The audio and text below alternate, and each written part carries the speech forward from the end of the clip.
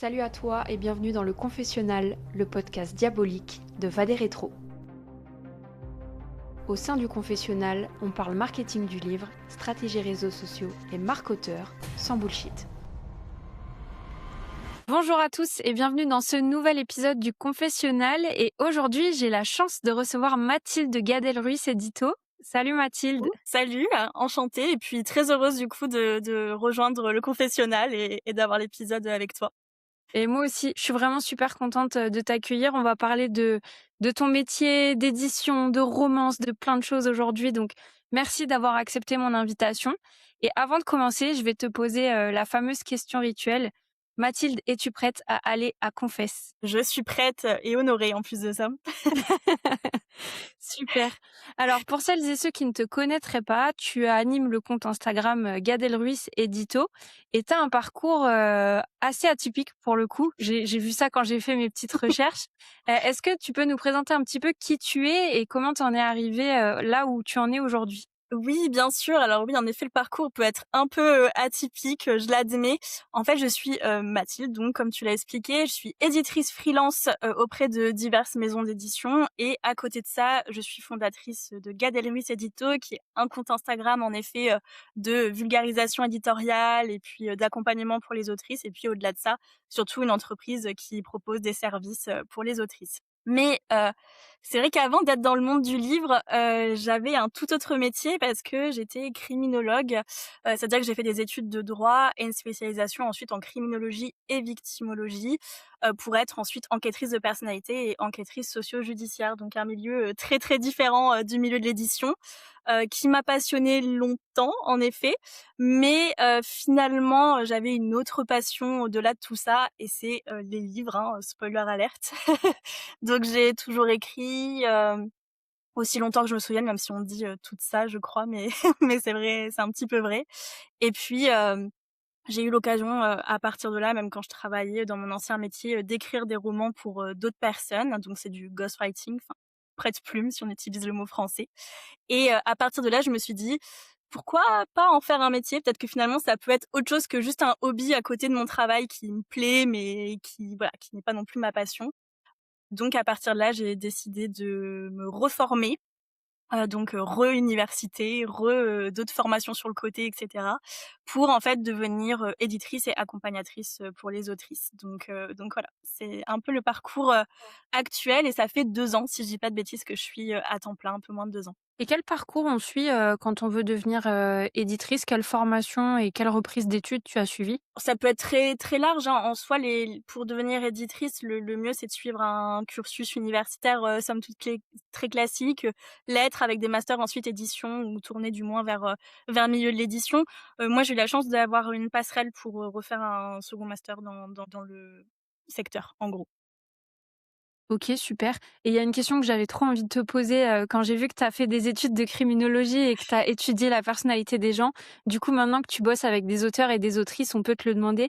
Est-ce que les auteurs et les autrices sont complètement dérangés du tube ou est-ce que c'est un mythe ? J'ai presque envie de dire, tous les criminels ne sont pas des fous furieux, mais je pense que tous les auteurs le sont par contre. C'est-à-dire que, bah, c'est vrai que les personnes que je rencontrais dans le cadre de, voilà, de mon ancien travail, bon, c'était des gens qui des fois avaient un parcours très normal et même si la normalité c'est un peu subjectif, mais ouais, mais pour le coup, par contre, les auteurs et les autrices, je pense sincèrement que il y a un côté un peu fou furieux parfois, comme tu dis. En fait, finalement, dans le bon sens, parce que je trouve que c'est quand même, enfin, c'est quand même assez extraordinaire à partir, enfin, qu'à un moment de l'humanité, on se soit dit toutes ces idées et ces scénarios que je me fais dans la tête, je vais les écrire et puis les faire partager au monde. Et puis au-delà de ça, ce qui est un peu fou furieux, je trouve, chez les auteurs et les autrices, c'est aussi le côté, c'est presque un peu masochiste l'écriture quand même, de s'enfermer en face à face avec son ordi, je sais pas ce que t'en penses, et puis ensuite d'écrire, réécrire, relire et d'être dans cette boucle infernale de réécriture, relecture, etc., se discipliner, alors que bon, il y a des loisirs qui sont quand même moins demandeurs et moins qui demandent moins de discipline. Donc ouais, je pense sincèrement que les autrices ont un petit côté et les auteurs ont un petit côté fou furieux ou du moins ouais, un peu dérangé. Totalement d'accord avec toi, je suis en pleine réécriture et je peux te dire que le Ouais. côté souffrance masochiste, je la comprends totalement. La boucle est infernale, hein. Ah ouais, mais à chaque étape, tu te dis: «Non, mais ça ira mieux la fois d'après» et en fait, à chaque fois c'est pire et tu te Mmh dis: «Mais mh. pourquoi je m'entête en fait? Pourquoi je suis encore là?» Ouais, vraiment, sincèrement, je pense qu'il y a un côté très masochiste, sadique pour certaines autrices qui aiment bien tuer leurs personnages également, mais oui, oui, clairement, on est sur quelque chose de qui relève presque de ouais, quelque chose de dérangé, on va dire. Et donc du coup, tu nous parlais du fait que tu étais éditrice freelance. Qu'est-ce que ça veut dire concrètement éditrice freelance? Comment est-ce que tu accompagnes, les autoristes? On va dire qu'il y a 2 axes principaux, c'est-à-dire que moi je travaille sur le premier axe, on pourrait dire que je travaille avec les maisons d'édition, donc en tant qu'éditrice freelance comme tu dis.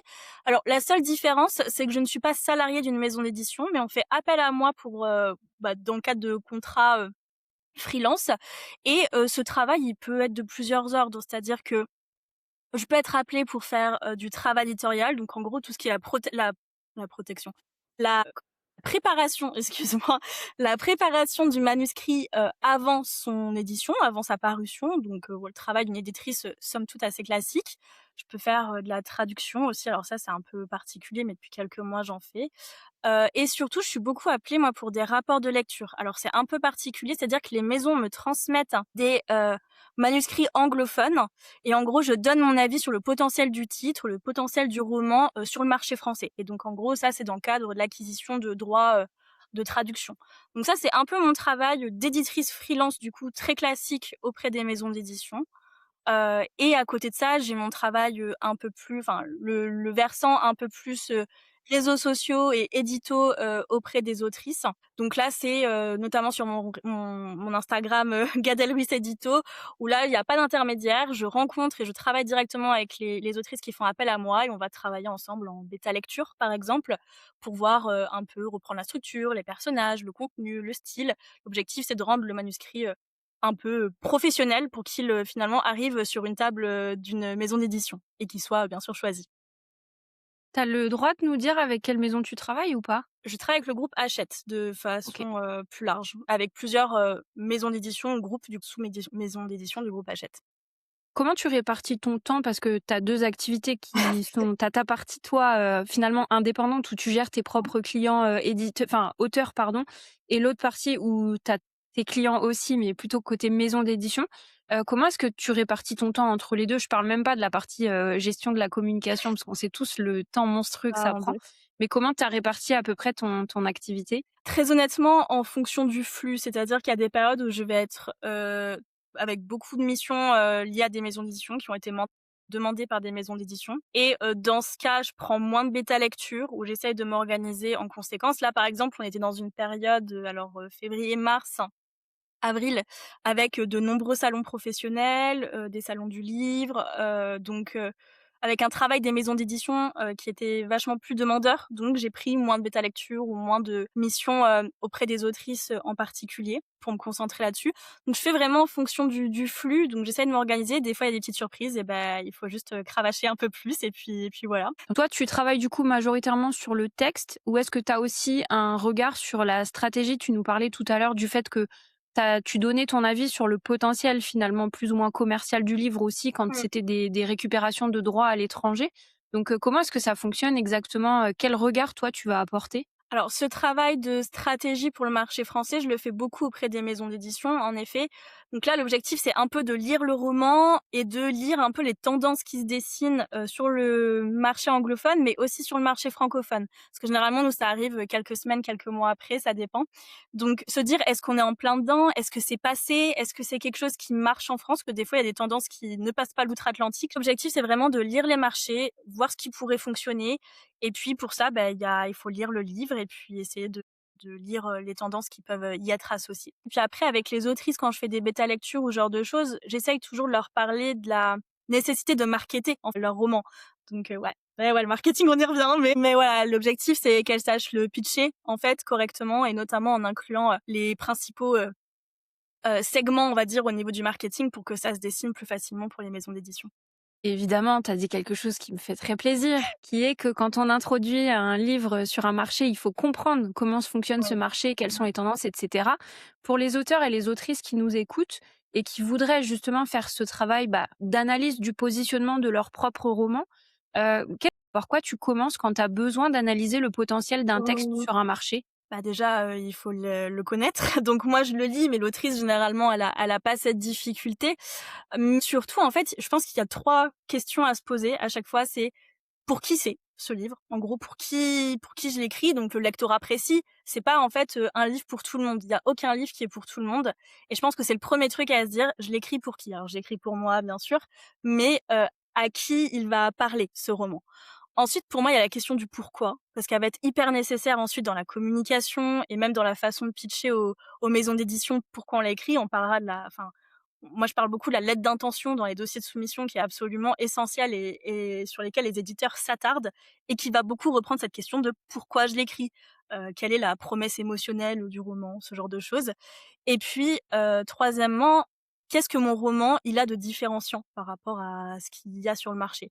Et en fait, à partir du moment où ces 3 questions, elles sont un peu claires dans la tête de l'auteur, moi, je pense que le marketing derrière et la communication même, elle roule, toute seule, en fait. C'est beaucoup ces 3 questions qui, à chaque fois, ça vaut le coup de s'y poser, en fait. Ça vaut vraiment le coup de s'y poser. Et c'est ça que je trouve génial, c'est qu'en fait, à chaque fois, au début, quand je discute avec des autoristes sur le marketing, ils me disent: «Ah non, mais c'est compliqué». En fait, vous voyez bien que c'est pas compliqué. Les questions qu'on vient d'aborder là, voilà, les 3 points que tu viens d'aborder, c'est pas compliqué. Ça veut pas pourtant dire que ça veut autant dire que c'est simple de trouver les réponses, Non. mais on n'est quand même pas sur des formules mathématiques de: «Il faut mettre tant d'ads ici». Enfin, on est quand même vraiment sur quelque chose finalement d'assez, organique, d'assez charnel, d'assez près du texte, finalement, Mmh. et comme tu le disais, tout part de là. Ouais, puis là-dessus, je te rejoins à 100 et je pense que c'est vraiment ça qui fait passer d'un texte à un manuscrit, en fait. Vraiment d'un texte, de l'idée et de la construction du texte et de l'histoire à un manuscrit qui est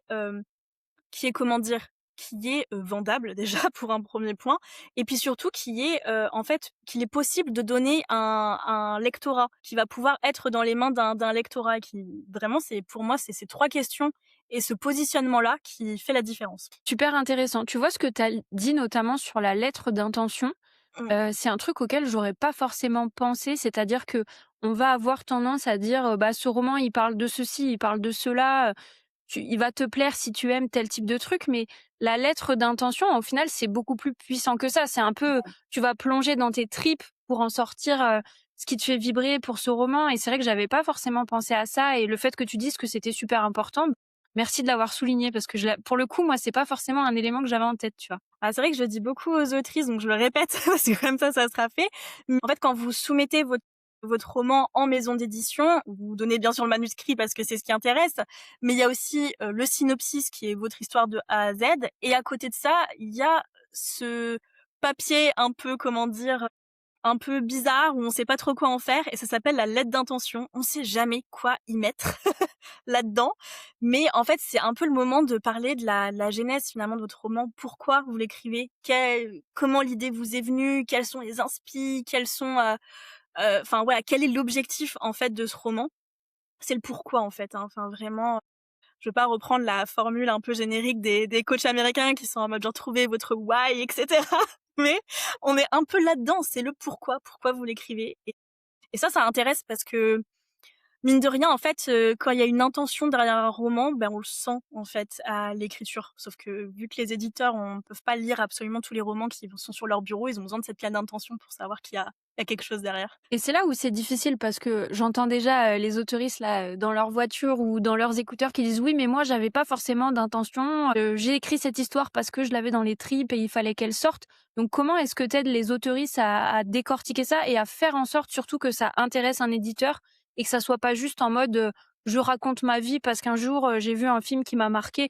Comment est-ce qu'on arrive déjà à vraiment, sortir cette intention de manière claire, parce que des fois, on sait que ce livre, il vibre pour nous, mais mettre des mots dessus et l'expliquer clairement, déjà, c'est pas facile. Et en plus de ça, faire en sorte que ça soit intéressant pour un éditeur. Comment tu fais ce travail-là? Généralement, quand j'ai les autrices en bêta lecture, alors on en discute beaucoup parce qu'on a plusieurs visios et cetera, donc j'ai généralement une petite idée avant d'aborder le sujet avec elles. Mais, lors des dernières visios, on prépare un peu le dossier de soumission, si c'est l'objectif du moins d'être édité en maison d'édition. Et dans ce cas-là, généralement, enfin vraiment, je te jure, à chaque fois, on a 1 heure et demie, des fois 2 heures, où on discute de comment l'idée elle est venue, pourquoi Et même si c'est des trucs très bêtes de base des fois, enfin très bêtes dans le sens simple en fait, qui me disent: «Ah, j'ai vu ce film», comme tu disais un peu, «J'ai vu ce film et enfin je sais pas, ça m'a fait penser un peu à ça. Le film m'a plu, mais moi j'aurais plutôt fait comme ça et du coup j'ai décidé d'écrire cette histoire». Ou d'autres qui disent: «Bah moi ça m'est venu, comme ça, j'étais en train de faire, mes pâtes carbo et cetera et hop, ça m'a sauté à la tête». Mais en fait derrière, le moment où on a l'idée et il y a, tout ce qu'on a construit autour. Les choses qu'on met dans le roman, dans le manuscrit, elles sont généralement, pas toujours anodines. Ce personnage, on l'a construit comme ça parce qu'il y avait une raison derrière. Peut-être que ce personnage nous fait penser à ci, nous fait penser à ça, à une personne qu'on a rencontrée. Peut-être que cet environnement, il nous plaît, ces thématiques abordées. Peut-être que ouais, il y a toujours quelque chose derrière qui se dessine. Généralement, les thématiques d'un roman, elles sont jamais trop anodines. Il y a toujours des valeurs qui transparaissent et qui sont importantes pour nous, ce genre de choses. Et c'est ça, en fait, qu'il faut mettre en avant. Qu'il faut d'abord deviner, parce que des fois, c'est très inconscient, et ensuite, essayer de les caler en un paragraphe dans cette lettre d'intention pour qu'on sache un peu où on voulait en y venir. Je pense que tu dois le remarquer aussi si tu accompagnes régulièrement, des autrices ou des auteurs sur des manuscrits différents. Moi, je le vois parce que j'accompagne actuellement une autrice sur le lancement d'un de ses romans. En fait, il y a des trucs qui reviennent tout le temps et c'est là où ça devient fascinant parce que en tant qu'auteur, on les remarque pas forcément parce que pour nous, chaque texte est différent. Mmh. Mais de l'extérieur, on voit tout de suite ce qui fait que je suis chez tel auteur ou chez telle autrice parce que j'ai des thématiques, j'ai des Mmh. enjeux, des dilemmes qui reviennent à chaque fois. Et donc, en fait, finalement, le travail que tu fais là, toi, en sortant cette première promesse, c'est aussi quelque chose qui peut peut-être être un prémisse de promesse d'univers ou de promesse d'auteur tout court aussi, quoi. Absolument, absolument. Mais c'est vrai qu'en fonction des auteurs, on retrouve souvent les mêmes, processus, les mêmes, concepts finalement qui sont déclinés un petit peu à l'infini au travers de plusieurs, romans. Donc oui, en effet, par exemple, si on prend, Amélie Nothomb, c'est beaucoup la noirceur de l'âme, beaucoup, le soi contre soi finalement qui se joue. Si on prend, Guillaume Musso, ce qui revient tout le temps, c'est la perte de l'être cher et le retrouver. Enfin, on a toujours des situations de rencontre, des rencontres et cetera, retrouvailles, nana. Donc en fait, il y a toujours des thématiques qui reviennent et ces thématiques, elles sont pas anodines. C'est parce que il y a quelque chose qui vous donne envie de les écrire, peut-être quelque chose qui, voilà, qui vous a touché un moment dans votre vie ou quoi que ce soit et c'est des fois, c'est des choses à mettre en avant. Alors c'est hyper inconfortable, hein, dans une lettre d'intention de parler de soi et de parce que des fois, c'est très intime. Mais pour autant, ouais, c'est en fait, on a aussi envie il y a le manuscrit et derrière, il y a l'auteur et le manuscrit est toujours porté par un auteur et on a besoin de le connaître, cet auteur. Donc c'est pour ça aussi. Tu m'amènes à une question que j'avais prévu de te poser plus tard, mais là, la transition est parfaite. Des fois, quand je me balade, sur Threads ou dans les commentaires, j'aime bien, des fois quand, il y a des petits débats, j'observe. Je m'en mêle pas parce que sinon après je m'énerve, mais, je vois des fois certains commentaires qui disent: «Non, je suis désolée, c'est pas à l'auteur de faire la promotion de son livre, c'est à la maison d'édition». Qu'est-ce que tu répondrais à ces personnes-là, aujourd'hui? Bien que d'une part, oui, la maison d'édition, si vous en avez une, doit faire la publicité et la communication de votre roman et ça, c'est quelque chose qu'il faut absolument regarder dans le contrat d'édition d'ailleurs, que ça soit bien bien noté et voilà. Mais ce n'est pas que eux et encore moins aujourd'hui, malheureusement pour, ceux qui détestent les réseaux sociaux, mais on va pas se mentir, c'est une grosse partie, une très, très grosse partie maintenant de la communication. J'étais, d'ailleurs tu m'y fais penser maintenant, j'étais à la London Book Fair en février, qui est une rencontre en mars. Oui, c'était en mars. Qui est une, grosse, rencontre professionnelle, en gros, du milieu du livre et à chaque fois, on fait un peu le bilan de l'année passée, les tendances de l'année, à venir et c'est absolument hallucinant, en fait, les booms en termes de romans et de vente de romans lorsque ceux-ci sont portés, par, tout ce qui va être la sphère, TOC, Booksta et cetera. Donc on peut plus passer, en fait, à côté de la communication, que ce soit les maisons d'édition ou les auteurs. Même au-delà de ça, moi, je recommande aux auteurs de s'y caler le plus vite possible. Je sais pas ce que tu en penses, mais quand le roman, il est sorti, c'est presque trop tard. Bon, c'est jamais trop tard, mais c'est presque trop tard. Parce que quand vous êtes en train de l'écrire et que vous êtes en train de communiquer dessus sur les réseaux sociaux, sur, bah, voilà, j'écris ça, il va y avoir tel trope, mais moi j'essaye de le faire un peu à ma manière, je rencontre telle et telle galère, j'hésite sur ci, j'hésite sur ça, j'ai avancé, là j'ai pas avancé. Ben, en fait, les lecteurs, enfin, du coup, votre auditoire, mais qui va devenir plus tard vos lecteurs, ils sont d'ores et déjà inscrits, en fait, avec vous. Ils sont à fond, ils sont impliqués dans votre roman. Et à partir de là, en fait, quand on est impliqué dans quelque chose, on a envie de l'acheter. Donc, Et ouais. ce que tu dis là, ça a un nom en marketing, ça s'appelle, tu dois connaître le mot, le build in public. C'est le fait que, bah, c'est en fait Ça existe en marketing, c'est, le fait de construire quelque chose devant les gens et de les impliquer dans le processus de création. Ça, c'est super important aussi. Par exemple, en leur demandant leur avis sur, la couverture, sur le Oui. titre, voilà. Le fait de construire en public, c'est ce que ça veut dire build in public. Construire en public pour ceux qui seraient pas forcément, toi, je pense que l'anglais, tu le maîtrises plutôt bien de ce que je devine, mais voilà, ça veut dire construire en public et en fait, ça permet, de comme tu le disais, en fait, d'intégrer les gens dès le début et de faire en sorte que finalement, quand ton livre, il sorte, ça soit déjà plus entièrement le Ouais. tien, mais Mmh. que quelque part, ça leur appartient déjà parce qu'ils l'ont vu grandir, ils l'ont vu naître.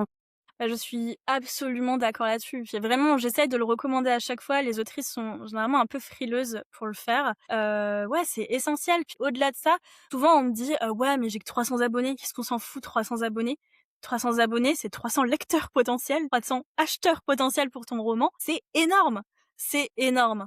Donc pour moi, il faut pas négliger. Dès qu'on peut, on y va. Quitte à, si on n'est pas à l'aise, pas montrer sa tête et se faire juste des carrousels un peu très, enfin, un peu jolie et cetera et sans montrer sa petite tête, mais vraiment, je recommande. Il faut le faire même aujourd'hui, il faut le faire. Et il y a une notion que tu as sous-entendue tout à l'heure, mais que j'aimerais qu'on creuse un peu. Quand tu disais tout à l'heure, il y a le texte et il y a l'auteur. Mmh. C'est-à-dire que quand une maison d'édition, là on parle d'une maison, mais ça marche aussi en édition indé, quand tu vas avoir un livre, en fait, tu vas avoir le texte en lui-même qui va toucher des gens, raconter son histoire, etc. Mais 50% du boulot, moi j'estime que c'est au moins la Oui. moitié, c'est l'auteur, en fait. Des fois, on va acheter un livre, moi ça m'arrive très souvent d'acheter un livre juste pour l'auteur ou juste pour l'autrice, pour soutenir, etc. Et donc du coup, là, on va rentrer dans ce qu'on appelle la marque personnelle. Heu, Mmh. Quel travail tu fais toi avec tes autoristes pour les aider à prendre confiance en eux? Parce qu'on sait que c'est déjà un peu la première étape, hein. Tu le disais, Mmh. je veux pas montrer ma tête, voilà, ça c'est on passe tous par là, mais comment tu les accompagnes toi pour les aider à prendre conscience qu'ils peuvent pas se cacher derrière leur texte et que finalement l'identité, et la posture qu'ils vont construire, elle est importante? Bah, c'est surtout avec les autrices, ce travail-là de confiance et cetera. Mais en effet, il y a notamment aux États-Unis, il y a beaucoup d'autrices maintenant qui ont une véritable, tu parlais de marque et c'est vraiment ça en fait. Elles ont déployé finalement une marque, une identité qui est tellement forte que, tout le lectorat va s'arracher leur livre, mais sans même en connaître, le contenu ou la substance. C'est juste, une autrice, on achète ou un auteur, on achète direct. Bon alors ça, c'est difficile à faire, certains. Il y en a certains en France qui ont très bien réussi et qui ont développé une marque, identique.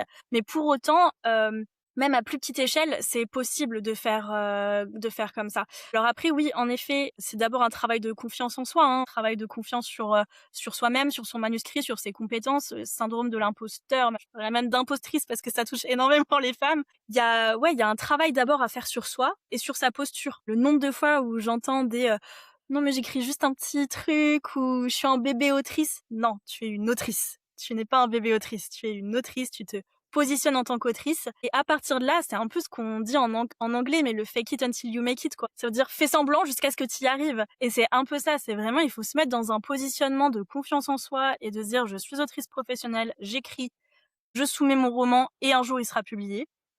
Et je suis autrice et à partir de là, en fait, déjà le travail de confiance en soi, il se fait petit à petit et après, il y a un travail de communication et d'identité. C'est-à-dire que, en effet, communiquer sur les réseaux, mais développer finalement, quelque chose qui va faire communauté. C'est-à-dire, développer, sur les réseaux sociaux ou sur, les salons ou sur, tout ça en même temps, j'ai envie de dire, de préférence, mais quelque chose qui est vraiment, identitaire, enfin vraiment on vous reconnaît, en un coup d'œil pour telle ou telle raison, du moins pour, que ce soit les couleurs que vous utilisez sur les réseaux sociaux, que ça soit pour votre façon de parler, que ça soit pour, le lieu dans lequel vous allez filmer si vous vous filmez, enfin quoi que ce soit, mais du moins qui va vous rendre reconnaissable et puis, essayer de travailler au maximum, l'esprit de communauté en fait sur, voilà, pour créer, un lectorat qui à fond va vouloir vous suivre. Je voulais juste rebondir sur ce que tu disais sur le fake it until you make it. Faut pas oublier aussi que le cerveau humain, il fait pas la différence entre ce qu'on se raconte dans notre tête et la réalité. Et tu vois, moi, j'essaye aussi de beaucoup travailler là-dessus avec mon manuscrit parce que j'en chie ma race sur ma réécriture. Et tu sais, des fois, j'ai cette pensée souvent qui revient de en vrai, je vais jamais y arriver. Et donc, à chaque fois que j'ai cette pensée-là, j'essaye de me dire si je vais y arriver et ça va être bien. Et tu vois, parce qu'en fait, le cerveau, si on le noie de pensées négatives, en fait, il y croit. Et très justement, comme tu le disais, si on se dit je suis autrice, je travaille sérieusement, je suis déjà une professionnelle et ben, en fait, dans l'attitude, dans la manière dont on va travailler, ça va tout changer et la différence, en fait, elle se fait déjà dans la tête et c'est là que c'est le Ouais. plus difficile finalement. Ah puis je suis absolument d'accord et surtout que on a un dialogue interne avec soi-même qui est extrêmement dur généralement. J'arriverai jamais, de toute façon, il y en a 12 000 qui font ça mieux que moi. Pourquoi les gens vont vouloir me lire? Pour qui je me prends à vouloir avoir mon livre en librairie ou quoi que ce soit? Le dialogue interne, il peut être mais vraiment tellement, tellement, tellement dur. C'est ce travail-là en fait de alors pas de le faire taire parce que malheureusement, je pense que c'est un travail de toute une vie, mais du moins de composer avec en fait. Et d'essayer, que ça soit pas quelque chose qui soit bloquant ou qui fasse barrage à l'écriture et encore moins quelque chose qui nous empêche de prendre notre place, en fait, en tant qu'autrice, en tant après ça marche pour tous les secteurs de la vie, j'ai envie de dire, mais ouais, je pense que vraiment tu as absolument raison. Il y a ce travail de visualisation aussi. Alors on en revient des fois à des concepts un peu décriés et cetera, mais c'est vrai que le réseau, il fonctionne, le cerveau, il fonctionne comme ça. En fait, il faut vraiment le noyer de trucs positifs pour, essayer de noyer le truc négatif qui généralement prend toute la place. Donc, ouais, il y a ce boulot-là à faire, c'est sûr. Et tu le disais tout à l'heure et malheureusement, c'est un truc que je constate, moi aussi qui est très féminin, mais ça, je pense que c'est parce que c'est le miroir, hein, de Mmh. notre société de manière générale et tu as fait un post récemment que j'ai trouvé super intéressant sur ton compte. Bon, de manière générale, j'adore ce que tu postes, j'en profite pour Merci. le glisser là, mais tu as fait un post qui est super intéressant où tu disais: «Je t'explique pourquoi j'utilise le féminin dans mes posts et pourquoi je m'adresse à des autrices». Moi, c'est vrai que je le fais aussi sur Va des rétros mécaniquement parce que j'ai beaucoup plus de femmes. Alors, j'ai rien contre les auteurs et j'adore discuter avec eux, mais j'ai vraiment le sentiment qu'il y a un plus gros travail à faire au niveau des autrices. Quel est ton point de vue là-dessus et comment est-ce que tu travailles? Pourquoi tu as fait ce choix-là sur toi, ton propre compte et ton accompagnement, par exemple? Bah, honnêtement, moi, c'est-à-dire que de base, quand j'ai créé le compte, j'avais un comment dire? Une identité visuelle qui était un peu plus neutre. Alors pour ceux qui ne savent pas, aujourd'hui, c'est extrêmement rose, c'est extrêmement voilà, c'est rose, bordeaux et cetera. Donc c'est des couleurs qui sont estimées féminines de base. Pour autant, j'ai aussi des hommes qui me suivent, mais beaucoup moins. C'est-à-dire que ouais, les coloris associés sont très féminins et j'utilise, le féminin quand je parle. Je parle d'autrices, je dis les filles souvent, tout simplement parce que j'ai presque 92, je crois que j'ai un peu moins de 92 de femmes qui me suivent. Donc à partir de là, bah, je voyais pas l'intérêt de parler au masculin alors que j'ai, 800 femmes qui me suivent sur 3000 quoi. Donc je voyais pas l'intérêt de parler au masculin. Je trouvais que du coup, ça serait exclure la partie qui m'intéresse, on va pas se mentir. Heu, donc ouais, je parle d'autrices, je vais pas parler d'auteurs parce qu'ils sont juste, 8. Alors ça fait un tri, hein, ça c'est clair que ça fait un tri. C'est-à-dire qu'entre la couleur et la féminisation des termes, ouais, il y a des mécontents. J'ai des DM qui sont pas toujours très sympathiques, de la part de certains garçons. Mais j'ai envie de dire ça fait le tri, c'est des hommes avec qui j'aurais pas voulu travailler. Donc je Et c'est le travaille but d'une direction artistique, hein, aussi, de repousser les personnes qui sont pas pour toi. bah, pour le coup ça fonctionne, j'ai l'impression. Donc ouais, non, je travaille beaucoup avec des autrices, hein. C'est vrai qu'à 99 je travaille avec des autrices. Après, j'ai quelques garçons. J'ai en ce moment un garçon en bêta lecture qui a écrit un roman, mais extraordinaire d'ailleurs. Mais du coup, c'est des hommes avec qui je suis heureuse de travailler parce que c'est des gens qui ne sont pas, dérangés ou vexés parce qu'ils ont vu autrice et 3 postes un peu roses. Donc ouais, il y en a qui sont rebutés par ce parti pris, mais j'ai envie de dire, bah, tant mieux en fait. Tant mieux, tant Tous mieux. les mascus en PLS. C'est un peu Bon, les ça. mascus n'écoutent pas Va des rétros, je pense, donc on Bon, est bah, c'est tranquille. bon.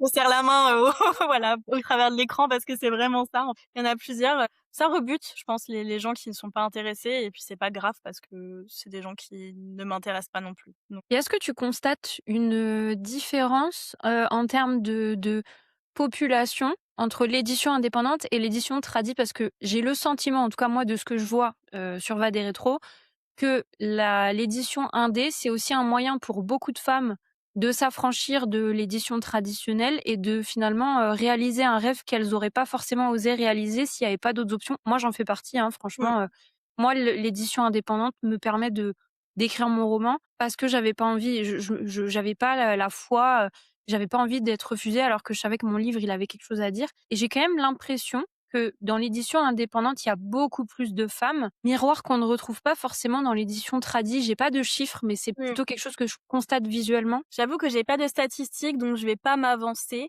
Je pense aussi que les secteurs sur lesquels je travaille, parce que je lis principalement, j'écris et j'édite principalement des secteurs liés à la romance, à la fantasy et à toutes les sous-branches qu'on y retrouve, donc high fantasy, urban fantasy, romantasy, romance contemporaine, romance historique, dark, etc., etc., etc. Et je pense sincèrement que le fait, du coup, d'être très axée sur ces secteurs-là, fait que forcément, je remarque beaucoup plus en auto-édition ou en édition des romans qui s'y prêtent et qui sont principalement écrits par des femmes. Donc à partir de là, je sais pas si c'est, j'ai envie de dire, un effet où je vois ce que j'ai envie de voir ou si c'est vraiment la réalité. Pour autant, ça c'est certain que l'auto-édition est un moyen absolument extraordinaire pour chaque auteur ou chaque autrice qui a un livre à donner au public. Et donc je pense, oui, qu'il y en a beaucoup, beaucoup, beaucoup qui sont passés par cette voie-là, finalement, pour faire entendre leur voix et leur histoire. Et ce qui fait qu'on a eu un boom, probablement des récits féminins, enfin du moins écrits par des femmes. Je pense aussi que les femmes osent plus maintenant le faire. Je pense aussi qu'elles sont portées par les phénomènes réseaux sociaux aussi, hein, on va pas se mentir, qui rendent tout ça facile, ouais, et possible, en fait, juste possible. Et il y a aussi le fait que l'édition indé, j'en discutais avec Carrie Millot dans un épisode que j'ai enregistré précédemment, le fait que l'édition indé a moins de barrières et on peut Mmh. aussi proposer, il y a des ultra niches qui existent en édition indé qui n'existent pas en maison pour des raisons tout à fait logiques, hein, parce que Mmh. ça serait pas rentable au vu des coûts d'une maison. Et j'ai un peu l'impression aussi que ça donne confiance aux gens en se disant: mon roman, il a sa place, même si c'est pas en maison, il peut trouver des lecteurs et j'ai l'impression qu'on a plein d'ultra niches qui se développent Mmh. et des marchés qui avaient moins de place avant, qui en prennent beaucoup plus, comme moi, c'est ce que je disais la dernière fois, j'ai l'impression que l'édition indé, en fait, est un peu un laboratoire des futures tendances. Oui. Tu parlais, toi, d'analyse de marché aussi. Est-ce que c'est quelque chose que tu surveilles dans le Ah cadre oui, de tes analyses? énormément. Ouais.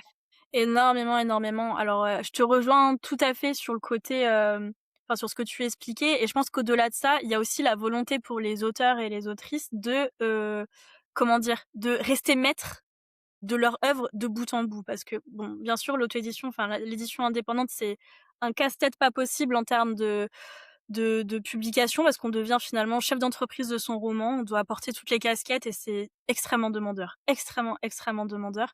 Mais pour autant, c'est absolument extraordinaire aussi d'avoir la totale liberté sur tout ce qu'on va faire en termes de couverture, publication, communication, sur son récit en fait qui sera pas touché non plus si on le souhaite pas.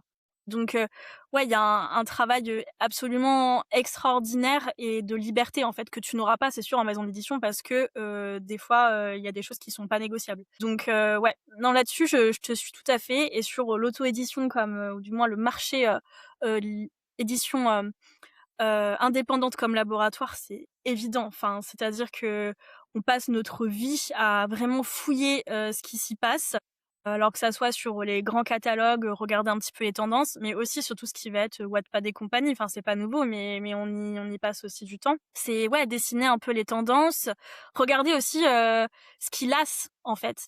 Parce que ouais, il y a notamment moi je pense à sur Wattpad et les plateformes d'écriture comme ça, il y a beaucoup c'est là où on voit certains récits aussi avec des tropes qui fonctionnaient énormément il y a 6 8 mois et là, franchement tout le monde en peut plus, ça s'essouffle, donc ouais.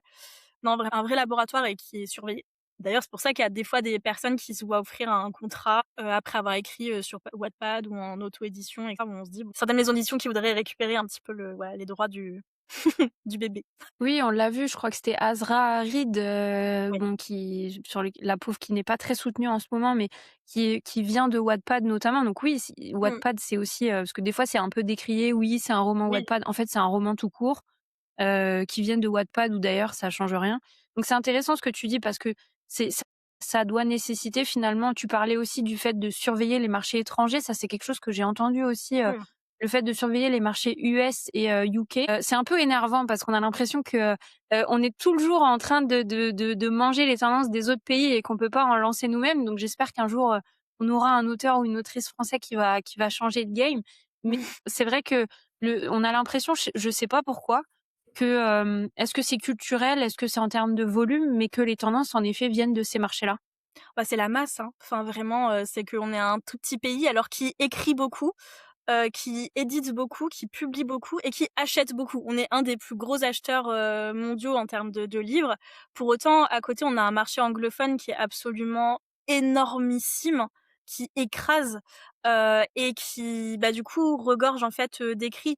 Et eux, ils ont un fonctionnement éditorial qui est un petit peu différent du nôtre. Ils fonctionnent beaucoup par agent, ce que nous, on n'a pas trop en France, honnêtement. L'agent qui fait le lien, du coup, entre l'auteur et la maison et les potentiels, hem personnes qui voudront publier ou acheter les droits et cetera, que ce soit pour les droits, télévisuels ou de traduction.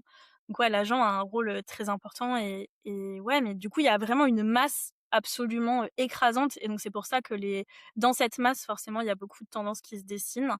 L'inverse a déjà été vrai, il y a pas mal de romans français là qui sont en train de s'exporter aussi vers les États-Unis. La London Book Fair, c'est aussi un lieu d'achat des de traduction et je peux dire qu'il y a vraiment des romans, français qui ont été achetés et qui se font enfin, sur lesquels il y a beaucoup, beaucoup d'éditeurs qui étaient très intéressés donc l'inverse est vrai mais pour autant, oui, c'est le marché anglophone pour l'instant qui dessine les tendances. Et là, j'espère qu'on n'est pas en train de décourager ceux qui nous écoutent en mode: «Oh là là, mais comment mon livre va trouver sa place dans tous ces livres entre ceux qui existent en France et ceux qui existent à l'étranger?» Et ben, il y a pas 50 000 solutions. On vous l'a dit, c'est le marketing, c'est la marque Mmh. auteur et compagnie. Mais c'est vrai que ça devient de plus en plus dur quand même parce qu'il y a de plus en plus de monde et tu vois, je voudrais insister sur ce que tu as dit tout à l'heure parce que c'est crucial. On peut avoir une belle sortie avec 300 followers et moi j'incite vraiment, les auteuristes de plus en plus à se recentrer sur leur newsletter. Ça sert Mmh. à rien de remplir des paniers percés et courir après des followers si vous ne gardez pas ces gens-là derrière. Moi j'estime que ça va vraiment être le futur, Mmh. et ça va être déterminant pour la suite. Je sais pas trop quel est ton avis toi là-dessus? Ouais, puis je trouve que la newsletter, ça dessine quelque chose d'intime, en fait, aussi, enfin bon, là, je fais un peu ma romantique, mais entre un ça fait presque un courrier envoyé, personnel. Enfin, moi, je trouve que vraiment, il y a quelque chose de très intime, de très, dans la relation, en fait, entre le lecteur et l'auteur. Alors après, c'est pour ça que j'y reviens aussi, mais la newsletter, pour avoir j'ai envie de dire un catalogue de personnes, inscrits, faut aussi prendre enfin, faut s'y prendre un peu en avance. C'est pas la sortie qui voilà, qu'il faut se lancer là-dedans. Ça prend des mois et des mois pour avoir, une belle, disons un beau, panier, de personnes, ou d'acheteurs potentiels. Donc ouais, mais par contre, oui, la newsletter, je suis absolument d'accord. Tu peux raconter tellement de choses, tu peux explorer des thématiques, tu peux faire des séries, de newsletters. Enfin, vraiment, c'est hyper, hyper intéressant et tu peux plus développer que comment dire? Dans un post. Tu peux renvoyer vers des ressources, vers des contenus, inédits aussi, ça marche énormément, ça marche énormément donc franchement, newsletter, tu as totalement raison, je pense, hein. Après, je parle de la newsletter parce que c'est le format le plus connu, mais en fait, l'enjeu, ça va être de soigner la relation avec les gens qui sont Ouais. déjà là, plutôt que d'arrêter d'essayer de courir après des nouvelles personnes qu'on ne retient pas. Parce Mmh. que sinon, c'est la course, et comme tu le disais, il y a de plus en plus de titres. Si on n'arrive pas à retenir les gens, ils nous oublient, dans les 10 minutes, même s'ils ont lu notre roman et c'est vrai que moi, j'insiste de plus en plus là-dessus et je pense vraiment qu'à terme, je ferai une formation sur le sujet parce que c'est tellement central. Moi, c'est le cœur de ma stratégie, hein. Sur Vade Mmh. Rétro, je m'en cache pas, hein. Le grimoire, il est au cœur de tout et je vois la différence et c'est vrai que je pense que c'est aussi rassurant parce que les autoristes ont l'impression qu'il faut, 1 000, 2 000, 3 000 followers pour commencer à vendre. Non, Mmh. non, vous pouvez avoir 200 followers sur Instagram et très bien, démarrer parce que si vous avez des gens hyper engagés, bah, il vaut mieux 200 personnes hyper engagées que 1 500 qui savent même pas ce que vous écrivez, quoi. Ouais, je suis absolument d'accord. Puis, on parle toujours du nombre de followers, du nombre de machins, du nombre de trucs. Faut vraiment s'en détacher à un moment, c'est-à-dire que vous ayez 300 ou 3000 ou 30 000, faites la même chose, j'ai envie de dire. En fait, c'est déjà potentiellement 300 personnes qui sont intéressées, on y revient, mais du coup, si vous imaginez envoyer un courrier ou faire une conférence, enfin comme si vous faisiez une story devant 300 personnes, c'est énorme dans la vraie vie, c'est hyper intimidant. On le fait vachement plus simplement grâce au réseau et grâce à ces médiums que sont la newsletter, et cetera. Mais pour autant, il faut s'en servir parce que c'est potentiellement toucher 200, 300, 400 personnes plus si vous avez l'opportunité de. Donc ouais, non, je pense que vraiment tu as raison de centrer là-dessus et de proposer ça aux auteurs et autrices parce que c'est le cœur du truc, je pense. C'est un peu sous-estimé à mon sens. Et il y a un autre combat, que tu mènes et qui me fait toujours beaucoup rire parce que généralement c'est le moment où tu fais des posts coup de gueule, qui sont toujours très pertinents, Je c'est suis la fâchée. romance. Ouais, C'est j'ai le moment où je suis ça marche fâchée. à tous les coups.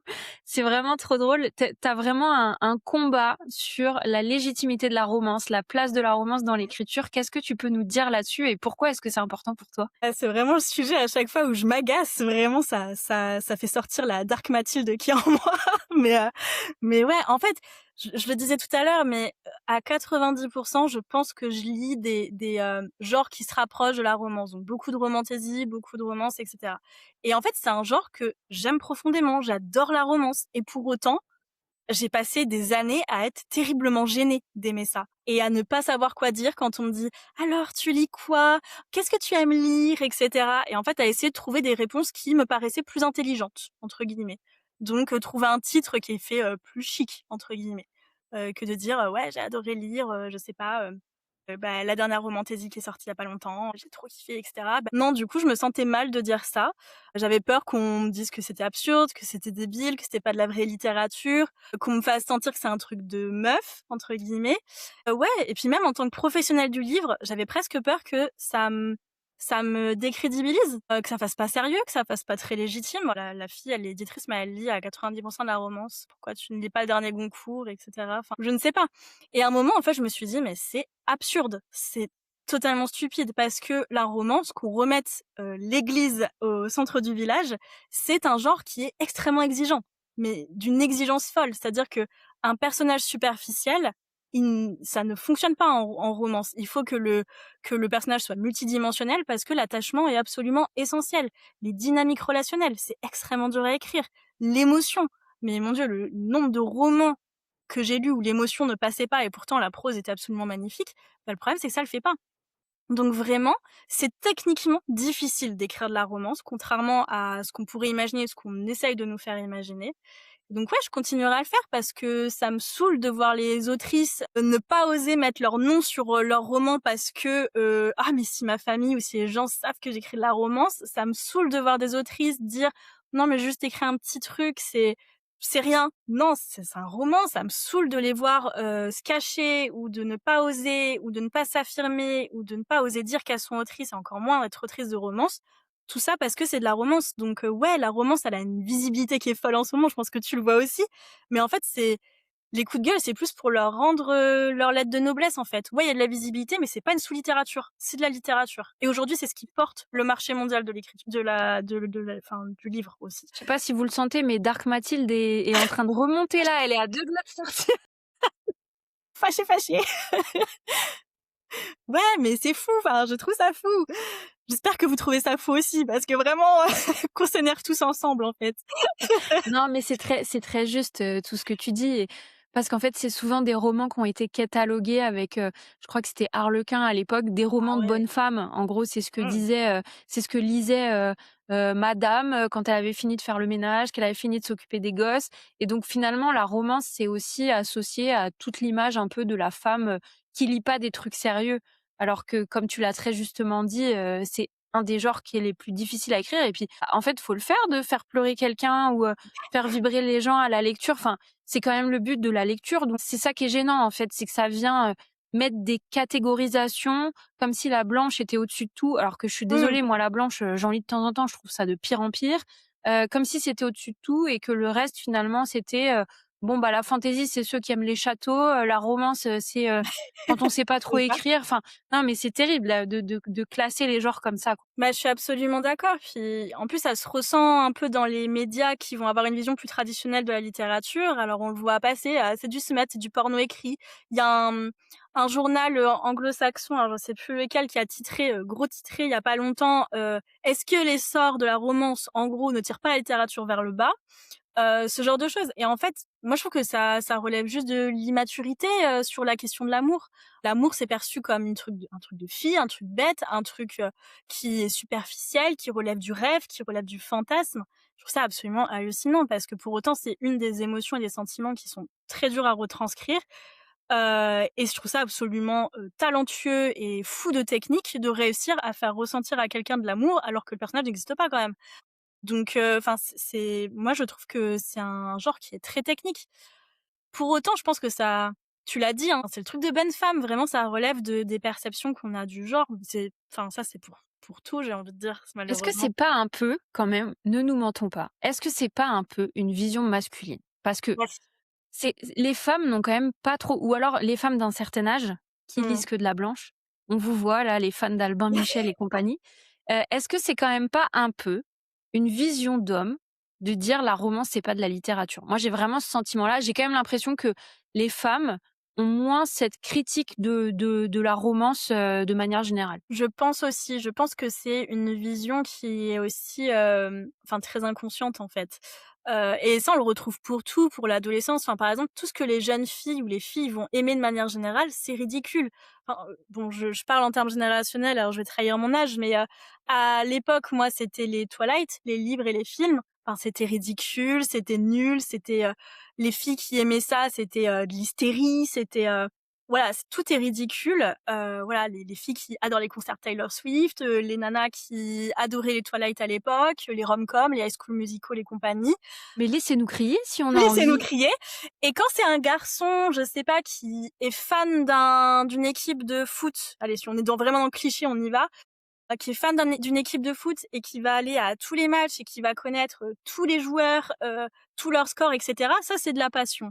Si la nana, elle aime Twilight et qu'elle connaît à fond les livres et les films, c'est de l'hystérie, c'est cringe, c'est gênant, c'est grandi un peu.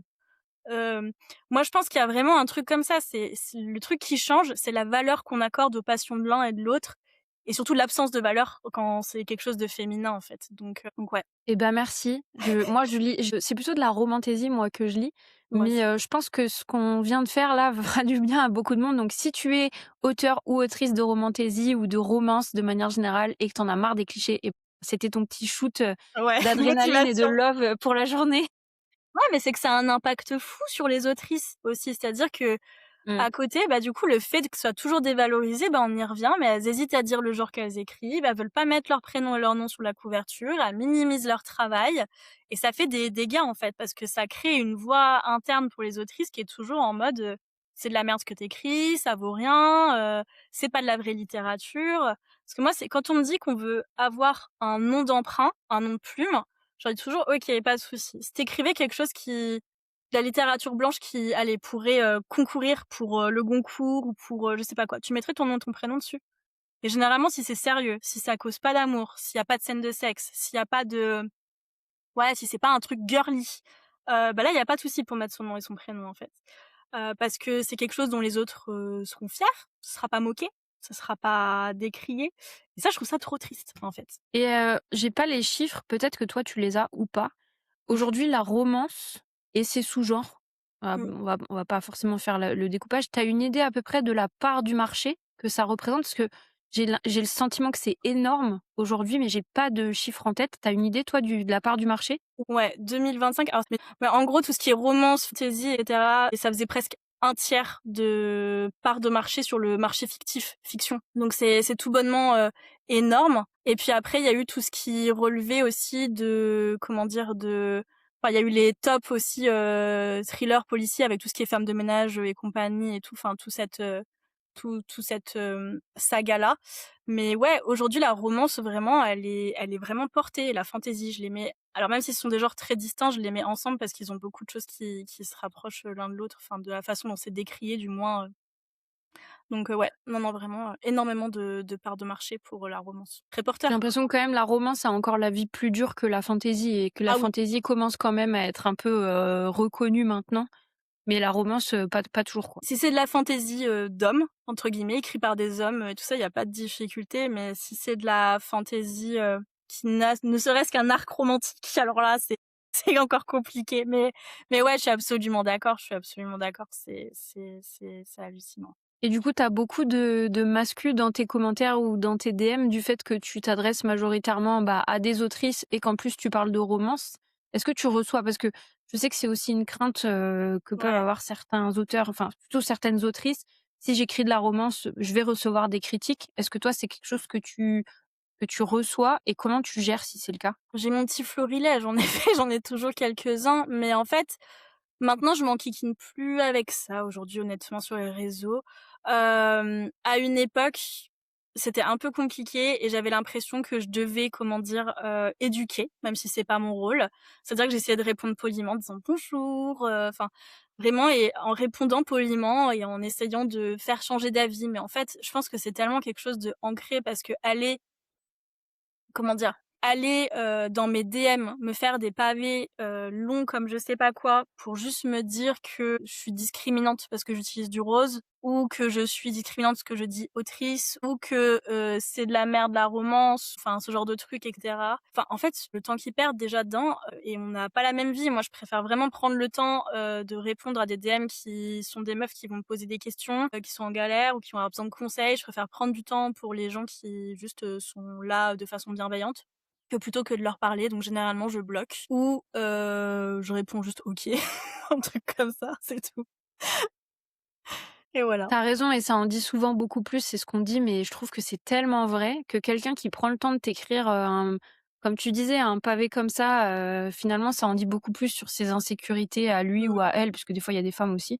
Oui. que finalement sur ton travail à toi, en fait. Oui, oui, en fait, encore une fois, on y revient, mais ce sont des gens enfin, j'ai pas envie de bosser avec eux et en fait, pour les autrices, on peut faire le parallèle. C'est-à-dire que si vraiment il y a des gens qui sont rebutés, qui vont vous dire: «Ouais, tu de la romance nana» ou «Tu ce type de romance et ça me plaît pas». En fait, c'est des gens qui vous intéressent pas. C'est pas des lecteurs que vous voulez avoir parce qu'ils partagent pas vos valeurs, parce qu'ils partagent pas, ce pourquoi vous écrivez. Donc oui, c'est des gens en moins, mais en soi, est-ce que c'est pas mieux de faire communauté avec des gens qui partagent les valeurs et l'envie de lire ce type de thématique? En fait, bah, moi, je pense que vraiment il faut voir dans cette, «perte» entre guillemets, une opportunité d'avoir autre chose et ouais, moi franchement, Il y a une autre tendance qui se détache dans la romance, on en a beaucoup parlé en février avec le scandale qu'il y a eu, enfin, c'est pas de la dark romance d'ailleurs, je peux non. même pas faire cet amalgame, attention, je viens de dire une bêtise. Mais la dark romance est souvent décriée parce qu'elle est justement mal comprise.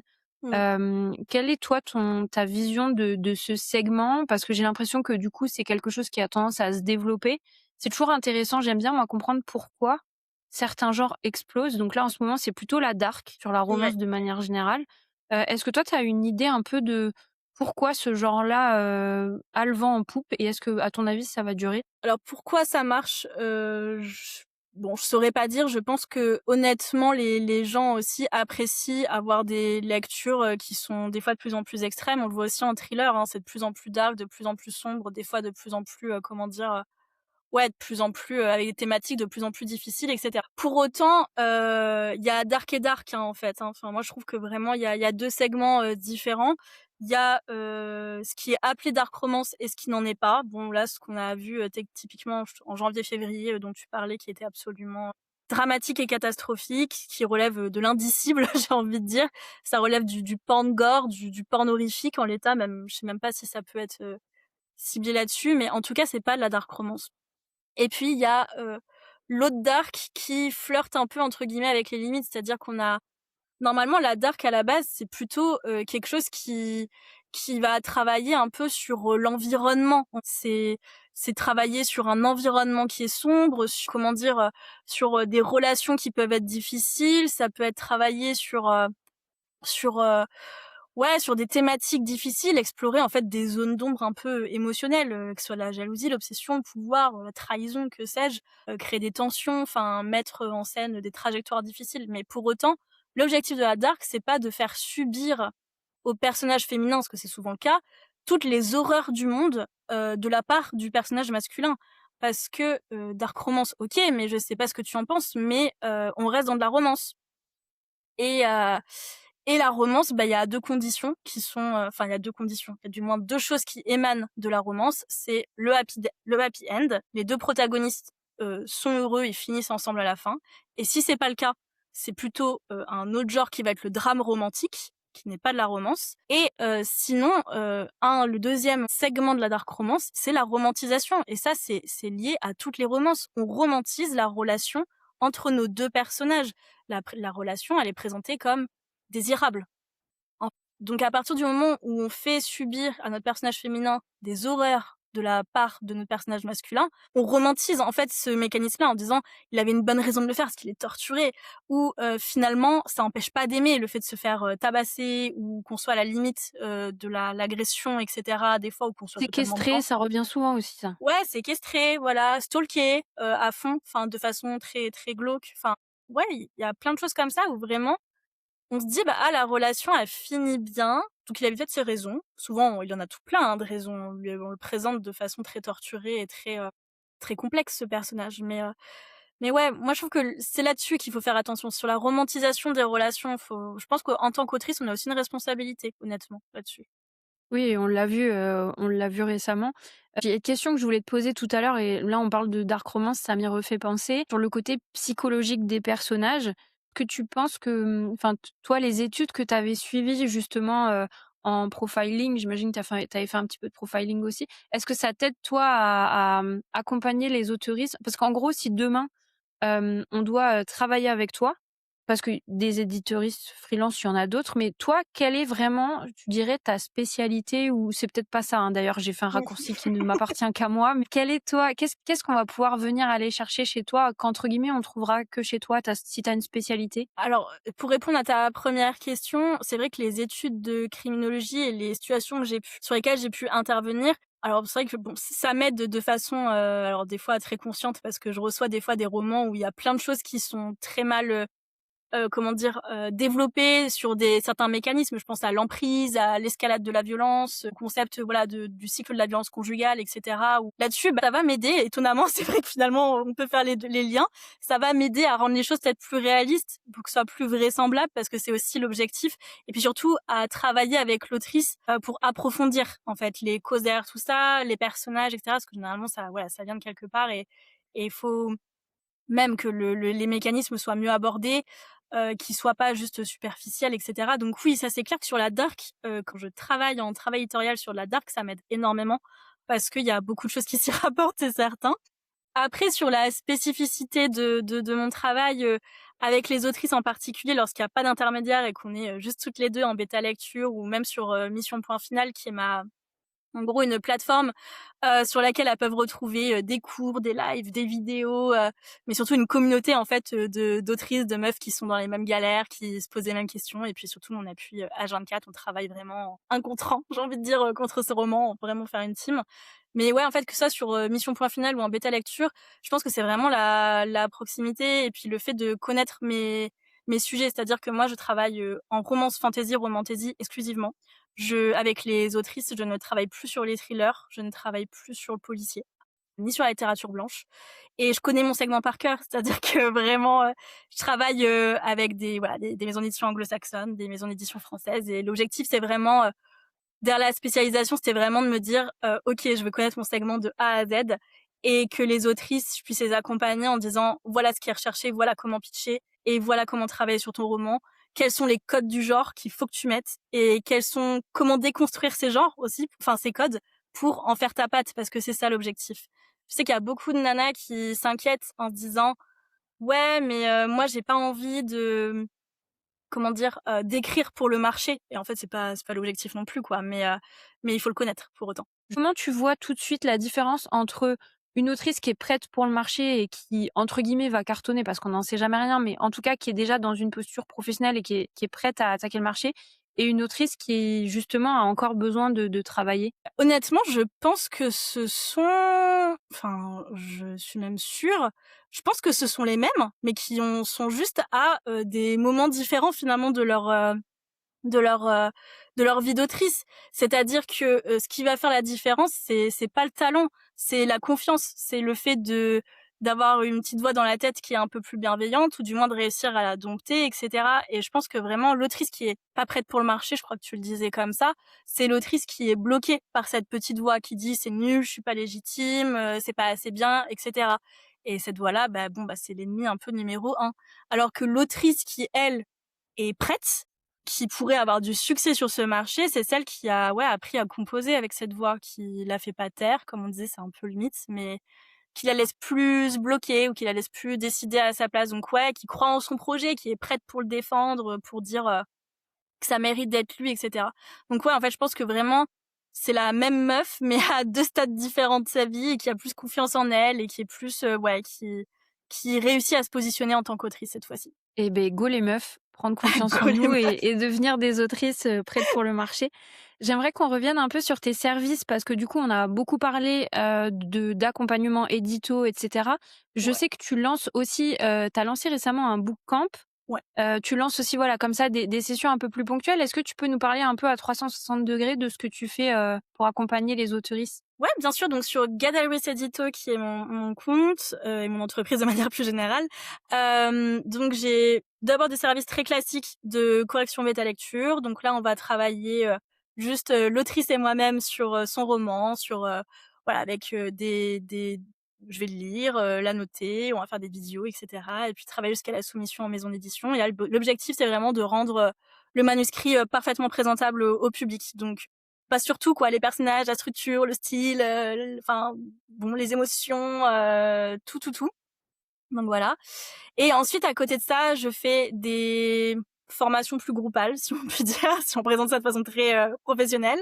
Donc il y a d'abord Mission Point Final dont j'ai rapidement parlé, qui est du coup une application sur laquelle on peut retrouver, absolument, tout un tas de cours.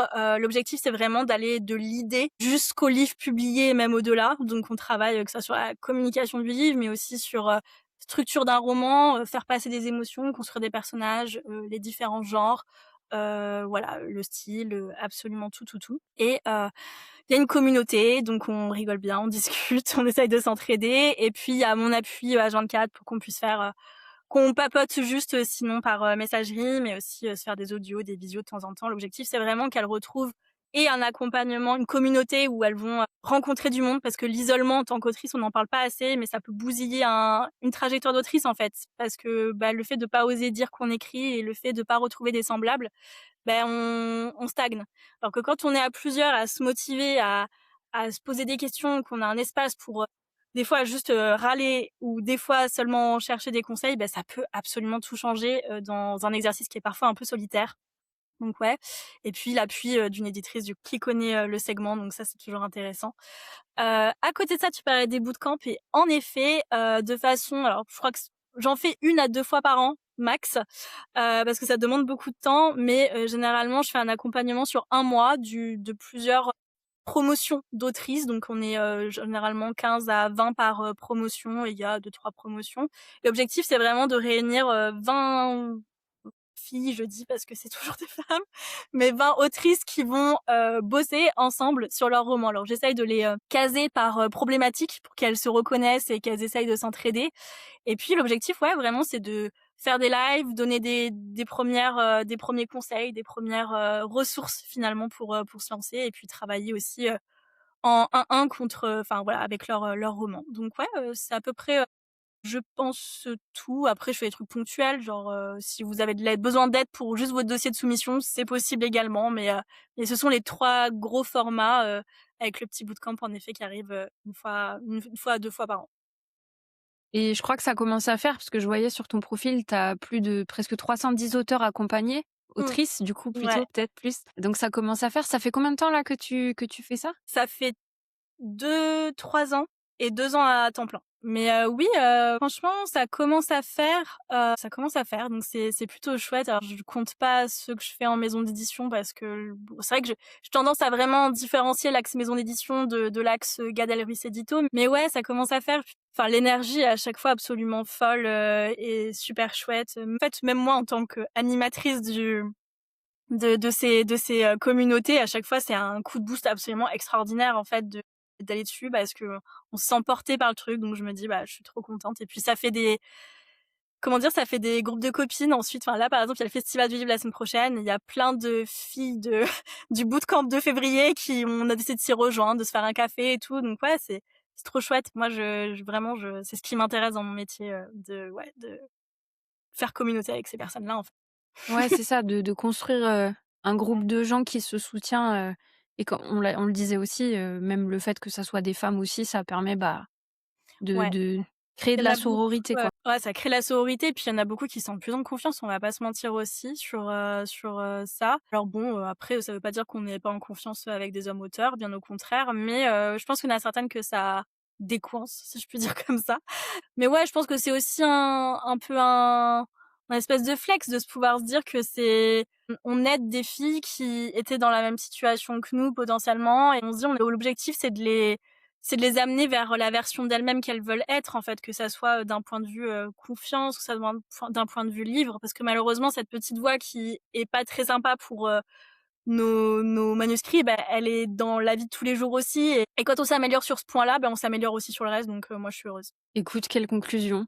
Franchement, c'est parfait, j'aurais pas mieux dit. Moi, j'ai fait le tour en tout cas des sujets, que je voulais voir avec toi. Est-ce qu'il y a quelque chose qu'on n'a pas abordé, dont tu souhaiterais qu'on C'est bon, parle? tout est bon. Je pense qu'on a pas mal brossé entre la romance, enfin ouais, non, on a pas mal brossé, je pense tout le sujet. Eh beh, je vais clôturer du coup avec, mes questions, presque préférées qui sont les péchés capitaux. Alors là, Parce que tu es dans le confessionnal, donc le but c'est quand même d'avouer tes péchés, même si je pense que là, Dark Mathilde en a déjà lâché pas mal. on est là pour ça, on est là pour ça. Si on parle marché justement, quel est Mmh selon toi, le plus gros péché du marketing du livre aujourd'hui que personne n'ose dire clairement? Mmh. Alors là, 2 secondes de réflexion. Hem, En fait, je pense qu'il y a un truc qui revient H24 et qui est absolument faux, c'est le fait que c'est un secteur bouché. C'est pas le cas.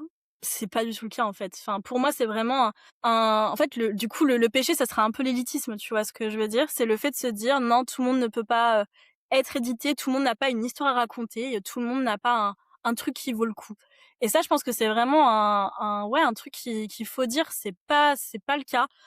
C'est pas bouché comme secteur, d'autant plus qu'en plus, statistiques que j'ai moi, qui m'avaient un peu marquée, c'est celle de 2025 qui disent que en fait, il y a 56 des Français qui se considèrent comme lecteurs réguliers. Donc ça veut dire qu'on a à peu près alors, on m'arrête si mes calculs sont pas bons, mais 35 millions de personnes du coup qui sont lecteurs réguliers, parce que je crois qu'on est 67 ou 68 millions en France. Donc, ça veut dire qu'il y a forcément un lectorat pour tout le monde. Il y a forcément une partie des personnes qui vont kiffer ce que l'autrice a à lire, enfin à dire, à écrire, etc. Donc, je pense qu'en fait, vraiment, l'élitisme et le fait de dire non, toutes les histoires ne valent pas le coup, c'est pas vrai parce qu'il y a un lectorat pour absolument tout. Donc, à partir de là, toutes les histoires sont bonnes à raconter. Enfin bon, dans une Waouh, trop moindre bien, mesure, j'adore. si on Ça revient fait du bien d'entendre si en ça. janvier. Non, mais c'est vrai, ça fait vachement de bien d'entendre ça parce qu'on entend Ouais! toujours que c'est saturé, que machin, donc Non, ouais. tu vois ce petit chiffre-là, je trouve qu'il est agréable à 56. entendre. Je viens de vérifier, c'est bien 67 millions de Français, donc on est à peu près à 56 millions. Vous m'excuserez, sans suspense, j'ai fait un bac L, hein, c'est peut-être pas parfaitement, c'est peut-être pas à la virgule près, le bon chiffre, hein. Mais ouais, à partir de là, il faut remettre les choses dans un contexte. Il y a une histoire pour tout le monde. S'il y a un lectorat pour tout le monde, donc ouais. C'est intéressant. Je pense que le péché numéro 2, tu y as déjà répondu. Quel est le comportement qui empêche le plus souvent les autoristes de construire un livre qui fonctionne? Bah, c'est la petite voix dans la tête là, le fait de se dévaloriser, de minimiser ce qu'on fait, de ne pas oser, s'affirmer en tant qu'autrice. Donc à partir du moment où cette petite voix, elle est domptée, il y a une autoroute devant et ça roule, en fait. C'est vraiment, ça et bon, ça, il y a pas de secret, il faut prendre en confiance. C'est pas toujours évident, le mieux, c'est d'être accompagné, mais si on peut pas, il y a quand même des petits tips qui donnent, un peu, du positif dans la vie de tous les jours et moi, je le conseille généralement, c'est de faire en fait, il faut se constituer des preuves. C'est-à-dire que, par exemple, dès qu'on finit une scène, qu'on a bien aimée, bah, moi, je conseille vraiment de le noter, en fait, de se tenir une espèce de petite liste des trucs qu'on a réussi. Et je vous avoue que ça booste parce que sinon, on est toujours en train de se concentrer, le cerveau est fait comme ça, on se concentre sur le négatif. Et si de temps en temps, on reprend sa petite liste et qu'on se dit, ah, punaise, ce jour-là, j'ai réussi ce chapitre et j'étais fière. Ce jour-là, j'ai trouvé l'idée qui bloquait tout mon roman à 4 heures du mat, ça m'a réveillée en transe. Quand on se dit, ah, ben là, j'ai communiqué sur les réseaux et j'ai eu des commentaires qui étaient hyper positifs, se dire bah ce personnage je galérais et j'ai trouvé l'arc qu'il fallait pour le débloquer. En fait, ça c'est plein de petites preuves qui vont permettre de comment dire de switcher un peu ce truc négatif qui vient H24 nous titiller en fait. Et vraiment ouais, il y a pas de secret, c'est se concentrer sur le positif. Et il y a un truc un peu comme ça aussi qui marche bien. Moi, je l'ai fait cette année, donc je vous dirai en début d'année prochaine si ça marche ou pas. C'est de faire une lettre à son soi du futur. Donc moi, tu vois, le 31 janvier, j'ai écrit une lettre pour la moi de l'année prochaine. Enfin, de cette année du coup, mais le 31. Pas 31 janvier, 31 décembre, tout le monde aura compris. Et en fait, ça permet de mesurer donc le chemin parcouru parce qu'en gros, tu te dis, bah aujourd'hui, t'en es là. voici ce que je te souhaite pour l'année qui arrive. Et du coup, quand tu lis à la fin de l'année, ça permet de voir, c'est même pas une question de est-ce que tu as réussi tes objectifs, c'est juste de se rappeler de où tu étais l'année dernière Ouais. et de voir le chemin que tu as parcouru, même si c'était dans une direction différente. Et je trouve ça génial, comme tu le dis très justement, de le noter pour pas se l'oublier, quoi. Parce qu'on avance tellement en l'espace même d'un mois. Oui. Et comme tu dis, on est toujours sur la suite, la suite, la suite, et après on est crevé, quoi. Ouais, on est toujours sur la suite, puis on est toujours en train de se concentrer sur ce qui nous mine en fait. Alors que finalement, ouais, c'est noter des choses positives, se faire des. Enfin, moi je trouve que c'est trop une bonne idée de faire. Je vais le faire dès ce soir, je pense, de faire un petit courrier à soi-même. Enfin, c'est génial parce que du coup, c'est vrai qu'on a une visibilité sur ce qui a été parcouru en fait comme chemin. Et sinon, on s'en rend pas Je vais compte. rendre quand même l'idée à César. C'est ma copine Jessica Delarose qui m'en avait parlé. Bon, bah merci Donc, Jess. n'hésitez pas à aller voir ce que fait Jessica, parce que pour le coup, en plus, elle travaille aussi. Elle est plutôt sur le travail émotionnel, justement. Ah, Donc, relâcher les tensions, travailler avec des huiles essentielles. Elle fait un super boulot. Donc, Jess, je sais que tu écoutes le podcast. Je te fais des gros bisous. Mais je rends l'idée à Jess parce que c'est elle qui en avait parlé dans sa newsletter et j'avais trouvé ça excellent. Donc, bah, je l'ai c'est une fait pour super moi, je idée. vous dirais. Super idée. Et le dernier péché, quel est le plus gros mensonge qu'on nous raconte sur le marché de la romance? Le Bah, je crois mensonge, pas qu'on le préjugé. Ah, le mensonge. Parce que là, j'avais été partie sur un préjugé, j'allais dire que c'est une voilà, qu'on arrête de dire que c'est une sous-littérature ou un truc exclusivement de filles et que c'est pas sérieux. Plus gros mensonge sur le marché de la romance. Bah, pour le coup, mmh, on a tendance des fois à dire, ou du moins c'est quelque chose qui ressort beaucoup et que j'ai vu, notamment quand j'ai fait des posts sur la dark romance. Le truc qui ressort souvent, c'est on a le droit de tout écrire, toutes les relations, enfin, tous les mécanismes, toutes les différences, on a le droit de tout écrire. Moi, je pense que c'est pas le cas. Je pense qu'on a une responsabilité en tant que autrice de romance ou autrice tout court, et que non, toutes les histoires d'amour ne doivent pas non plus être racontées. Et bon, là, on revient un petit peu au comment dire au débat qu'on a tous eu sur Booksta, BookTok en janvier-février. Mais ouais, il y a des trucs. En fait, je pense que quand même la littérature a des fois des limites dans les sujets qu'elle peut aborder, et c'est notamment de romantiser des actes qui peuvent être criminels ou ce genre de choses. De toute façon, je pense que finalement, on a passé notre épisode à casser la gueule des préjugés et des péchés du marché. Moi, ça me va très bien. C'est un épisode 100% confessionnal. J'ai une dernière question. Mmh. Pour les auteurs et les autrices qui nous écoutent aujourd'hui, qui sont bloqués. Alors, on a parlé de confiance en soi et tout, mais si quelqu'un aujourd'hui nous écoute et n'arrive pas à faire ce prochain pas pour avancer dans son roman, à part te contacter et aller voir ton super site dont j'ai mis les liens dans les commentaires de l'épisode, qu'est-ce que tu voudrais dire à cet auteur ou cette autrice qui nous écoute et qui aujourd'hui est bloqué? Bon, déjà de façon très, comment dire? Très abstraite, ça va aller. Et en fait, les blocages, c'est temporaire. Un blocage, c'est toujours temporaire. Pour autant, s'il y a bien un conseil que je puisse donner pour, comment dire? Pour se débloquer, c'est de retomber amoureux de son roman. En fait, généralement, je sais pas si vous avez remarqué, mais vous avez l'idée et là, vous êtes tout feu tout flamme. C'est-à-dire qu'il faut absolument, alors pour les architectes, j'ai envie de dire, faire son petit chapitrage, son univers, petite fiche personnage, son petit machin. Pour les autrices plus jardinières, c'est parti chapitre 1. Mais quand vous venez d'avoir l'idée, vous êtes amoureux de l'idée, c'est de la passion, et vous y allez et c'est parti mon kiki, quoi. Alors que au bout d'un moment, cette passion et cet amour, il a tendance à se transformer en relation de haine, parfois même, où on peut plus saquer son roman. Et c'est normal en fait d'avoir toujours sous les yeux la même chose et de bloquer et de galérer. Ben forcément, ça crée des connexions un peu négatives entre son roman et le moment où il faut s'y mettre. Et c'est normal. Pour autant, moi, je recommande généralement de se reposer la question, c'est quand vous avez commencé à avoir cette idée, c'est quoi la scène qui vous est venue en tête? Généralement, on a toujours une scène où on se dit « Ah, celle-ci, j'ai hâte de l'écrire. J'ai vraiment hâte de l'écrire. » C'est la scène vraiment qui était parfaitement limpide dans notre esprit. Et moi, je recommande vraiment voilà, se poser cette question. Pourquoi vous aviez envie d'écrire cette histoire? Quelle est la scène qui vous est venue? Et c'est pas grave si vous êtes qu'au chapitre 2, vous l'écrivez, cette scène. Et c'est pas grave si elle sera pas gardée plus tard. C'est pas grave si plus tard, bon, vous la réécrivez totalement, etc. Mais c'est juste de débloquer le truc en écrivant quelque chose que vous avez déjà imaginé, en fait. Donc c'est plus qu'à le mettre sur l'écrit, et on s'en fout si c'est pas parfait parce que ce sera peut-être pas gardé. Donc c'est pas grave si les mots ils sont pas parfaits, c'est pas grave si le style il est pas waouh, c'est pas grave. Juste on retombe amoureux, on réécrit cette scène qu'on avait imaginée et qu'on kiffe depuis le début. Et ça généralement, ben en fait ça débloque tout et c'est reparti. Et de toute façon, cette scène n'est pas perdue puisque vous pourrez la mettre dans votre newsletter. Exactement. Exactement. Non, c'est une super idée, que tu viens de proposer. Je me la note, très précieusement, Ouais. pour ma propre réécriture parce que c'est vrai qu'après on a tendance à, comme tu le disais, associer du négatif à son roman et Ouais. après c'est tout le cerveau qui bloque, quoi. Bah oui, puis c'est très naturel, hein, au bout d'un moment quand on n'en peut plus et quand on passe des mauvais moments devant son ordinateur, ben, on n'a plus envie d'y revenir et c'est tout ce qu'il y a de plus naturel. Mais pour autant, ouais, moi, c'est quelque chose que je recommande vraiment et si je puis recommander autre chose, allez, allons-y. En fait, c'est parce que souvent on se dit qu'on n'a pas le temps aussi. On a des vies, tous bien remplies et c'est normal, mais on n'a pas le temps ou on se dit: «Bah, j'ai pas 2 heures devant moi, donc est-ce que ça vaut le coup d'écrire?» et cetera. Moi, je fais un truc très bête quand je suis dans ces moments-là et que j'oublie d'écrire parce que ma vie, elle est à 100 à l'heure comme tout le monde. C'est proche de de la folie, hein, vous verrez, mais enfin, comment dire? C'est un peu bizarre, mais caler dans votre agenda, dans votre Google Agenda, des rendez-vous avec vous-même et votre ordinateur.